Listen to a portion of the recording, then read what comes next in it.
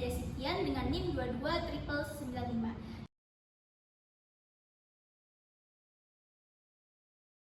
Baik, jadi soal nomor pertama yaitu pernikahan beda agama.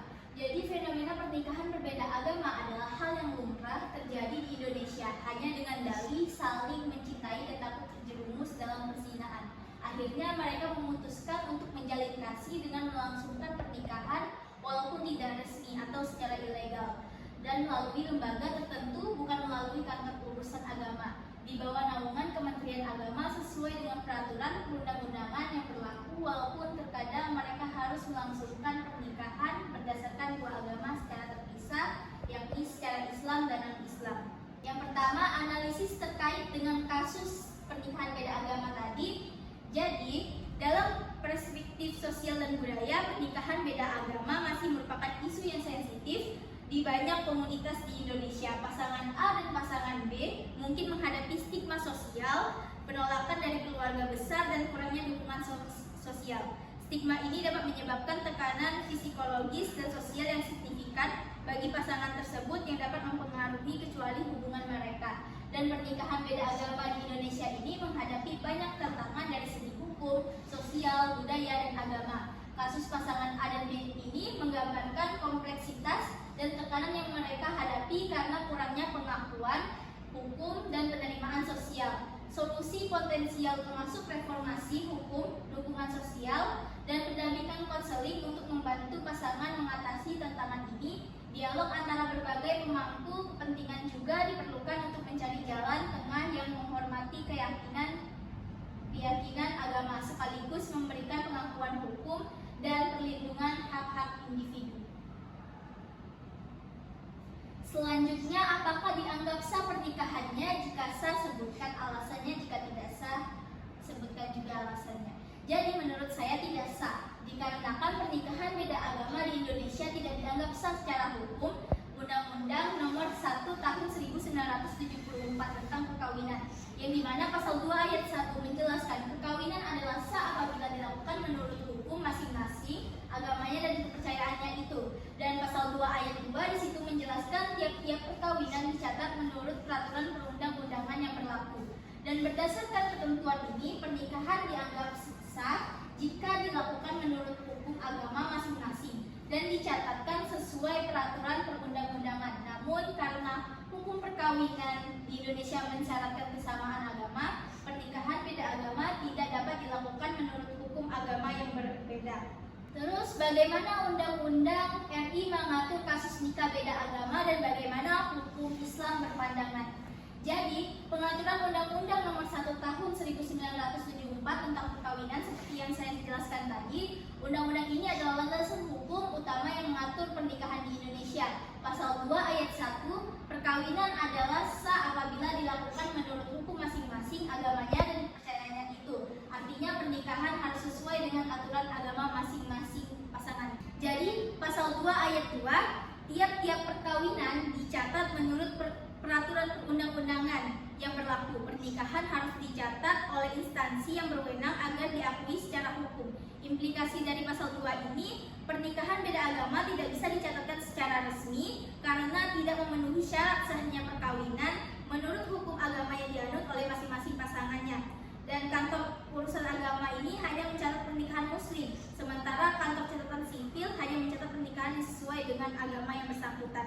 Dan menurut pandangan hukum Islam terhadap nikah beda agama ini, pernikahan laki-laki muslim dengan perempuan ahli Alkitab.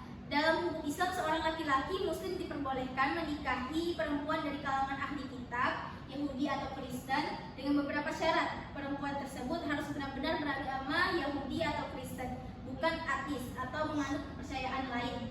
Dan dikarenakan pernikahan harus dilakukan menurut hukum Islam dan perempuan tersebut tidak boleh menghalangi praktik agama dan Islam oleh suaminya atau anak-anak mereka.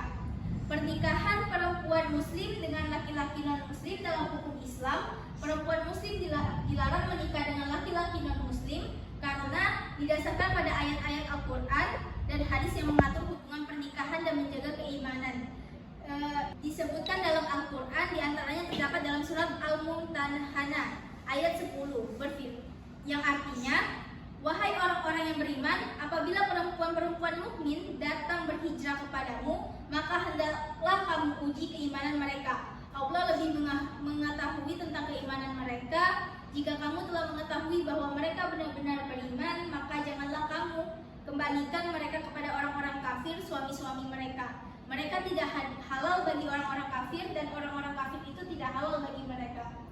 Selanjutnya, yang kedua, yaitu Islam membolehkan poligami dengan jumlah wanita yang terbatas dan tidak mengharuskan umatnya melaksanakan monogami mutlak, dalam artian seseorang laki-laki hanya boleh beristri seorang saja dalam keadaan dan situasi apapun. Poligami dilakukan sebagai jalan keluar untuk mengatasi penyaluran kebutuhan seks laki-laki supaya tidak bermaksiat atau zina yang dilarang Islam, atau sebab lainnya, seperti mengurusi bidang usaha tertentu sehingga membutuhkan istri lebih dari seorang istri. Jadi, setujukah Anda dengan poligami? Jika setuju, berikan alasannya. Dan bagi saya, tidak setuju berpoligami, meskipun Islam mencaratkan keseimbangan dan keadilan dalam memperlakukan istri-istri dan poligami. Pada kenyataannya, tidak semua kasus poligami memenuhi kriteria ini. Banyak kasus di mana salah satu istri atau bahkan semua istri tidak diperlakukan dengan adil dan setara. Poligami dapat memiliki dampak psikologis yang signifikan pada istri-istri dan anak-anak, seperti perasaan cemburu, rendah diri, dan ketidakstabilan emosional. Hal ini dapat mempengaruhi kesejahteraan keluarga secara keseluruhan. Selanjutnya, pandangan hukum negara dan hukum Islam terkait kasus poligami. Jadi, kalau pada pandangan hukum negara, undang-undang, di Indonesia poligami diatur oleh Undang-Undang Nomor 1 Tahun 1974 tentang perkawinan juga, dan beberapa peraturan turunannya Undang-Undang Nomor 1 Tahun 1974 tentang perkawinan. Pada pasal 3, pernikahan adalah sah apabila dilakukan menurut hukum masing-masing, agamanya, dan kepercayaannya itu. Dan pasal 6, seorang suami hanya boleh mempunyai seorang istri kecuali dalam hal-hal yang diatur dengan undang-undang lain. Dan dari ketentuan ini secara tegas diatur bahwa dalam keadaan normal seorang suami hanya boleh memiliki satu istri. Poligami tidak diperbolehkan kecuali ada undang-undang lain yang mengatur secara khusus. Dan menurut pandangan hukum Islam terhadap poligami, jadi dalam hukum Islam syariah, poligami diizinkan dengan syarat-syarat tertentu yang diatur dalam Al-Quran dan hadis. Adapun Al-Quran surat An-Nisa, dan jika kamu khawatir tidak akan dapat berlaku adil terhadap hak-hak perempuan yatim, jika kamu mengawininya, maka kawinilah wanita-wanita lain yang kamu senangi, 2, 3, atau 4. Tetapi jika kamu khawatir tidak akan dapat berlaku adil, maka kawinilah seorang saja atau budak-budak yang kamu miliki. Yang demikian itu adalah lebih dekat kepada tidak terbuat aniaya. Ayat ini mengizinkan poligami dengan syarat adil dalam memperlakukan istri-istrinya. Next. Selanjutnya, nomor 3, tentang aborsi. Jadi, aborsi atau abortus ini merupakan fenomena yang terjadi di lingkungan masyarakat sekarang dengan ragam alasan. Umumnya, aborsi dilakukan kalangan anak muda yang kehamilannya tidak dikehendaki, yang tidak melalui ikatan pernikahan yang sah, ataupun juga bisa dilakukan oleh pasangan suami istri yang sah dengan sebab terdesak atau darurat. Jadi, pandangan terkait aborsi dan pandangan para ulama terkait dengan hal tersebut, menurut saya sendiri, aborsi adalah tindakan yang kontroversial karena melibatkan moral dan etika terkait hak hidup janin. Dalam kondisi tertentu seperti kehamilan yang mengancam nyawa ibu, aborsi bisa dipertimbangkan dari sudut kesehatan, tetapi jika aborsi dilakukan dengan tidak adanya alasan tertentu, tersebut tidak diperbolehkan. Dan menurut ulama, mayoritas ulama, umumnya para ulama mengharamkan aborsi setelah usia kehamilan mencapai 120 hari, 4 bulan. Karena pada saat itu diyakini janin telah ditiupkan rohnya. Dan beberapa pandangan menurut Imam Hanafi membolehkan aborsi sebelum usia kehamilan 120 hari dengan alasan yang kuat. Dan menurut